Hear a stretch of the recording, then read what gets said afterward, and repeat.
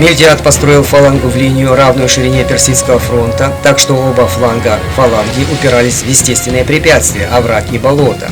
Линия греков была неравномерной. На флангах фаланга состояла из 8 шеренг, а центр состоял всего из 4 шеренг. Греческих войск не хватало, чтобы сложить полноценную фалангу по всему фронту. У персов самым сильным был центр, там стояли бессмертные и другие наиболее подготовленные войска. Между боевыми линиями греков и персов было около 1,5 километра.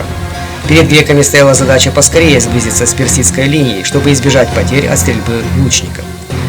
Большую часть этого расстояния греки прошли быстрым шагом, а на последних 200 метрах побежали, то есть дистанции, когда обстрел из луков становился смертельным. При этом грекам удалось сохранить строй фаланги. На флангах усиленная фаланга начала теснить персов, но сильный персидский центр выдержал удар ослабленного греческого центра. Затем персидский центр начал наступать, и центр греков прогнулся. В ходе упорной битвы персы все же были продавлены на флангах и деморализованы. Многие из них бежали с поля боя по направлению к кораблям. Тогда греческие войска на флангах прекратили фронтальное наступление.